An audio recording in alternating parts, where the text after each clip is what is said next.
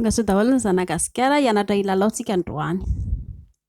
Ity zany a kilalaontsika androany lalaovintsika izy a hoandririka lapisikely tsara foana ilay izy a mba atao mitsangana mahitsy ohatran'izao. Mahitsy ohatran'izao ohatra hoe raha mitsangana izao ilay ry a dia tsy maintsy mahitsy ohatran'izao zany ny hanaovandriana azy. Raha ohatra indray izy izao ka matory dia lasa mitsangana ohatran'izao indray ny hanaovandriana azy. Raha ohatra indray izy ka hoe indray ohatra hoe mipetraka izy a dia na ohatra izany mahitsy ohatran'izao na mitsangana arakarak'ilay position an'ilay ry.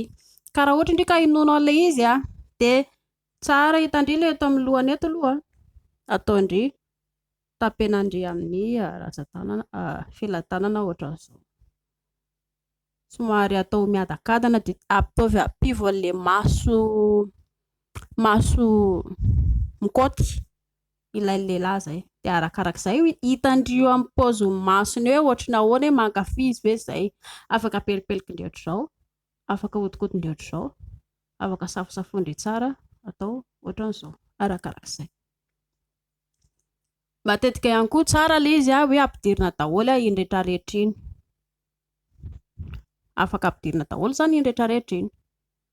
Tsy hoe tsy maintsy fananiana akory ilay izy fa izay tiandry ihany io hoe izay mampety andry zany fa raha ny tokony izy hoe ampidirina daholo ilay izy. Tian'ny lehilahy izay fihetsika izay hoe ampidirina daholo dia ampivoaka andry ampidirina avoaka, ampidirina miakatra midina.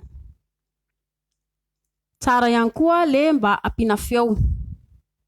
Ilaina foana ilay feo ohatran'izay zany mba hoe mampatsara ilay izy dia mba ampiana feo ilay izy mba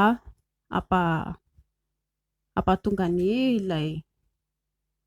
andramosy zany mba hankafy tsara ilay izy ampiana feo tsara ilay izy. Mandritra izay fotoana izay indry aza misetrasetra be indry hitandry ao ambany bonga ao lehilahy rehefa ary amin'ny lavabody ary any no misy ny point G lehilahy dia jereo tsara fa afaka kitihan-dry ato ambany bonga ato.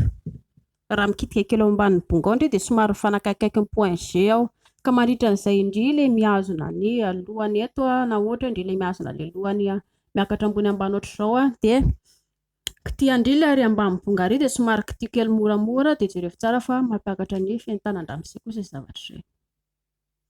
Ny lelandry zany ny ampiasaina manodidina izay rehetra rehetra izay fa tsy ny hoe amin'ny ankapobeny fa tsy ny tanana akory ilay tiako lazaina, ny lela zany ny hoe miasa tsara ilay izy, tsy ilaina zany ny nify fa ny lelandry manao an'izay karazana position rehetra rehetra izay mila tsara atao mahitsy ilay izy izay position ataonareo roa eo ny tanandry mandeha afaka mikitika ny tanana ilany zany mikitika ny vatana samy hafa rehetra rehetra na ny ato ambanin'ny ravim-body na ohatra hoe indraindray ary amin'ny ato amin'ny ambany fean'ny ramose ato satria izy mantsy maintsy izy indray izao manokatra fe dia afaka manao an'izay akoa indry.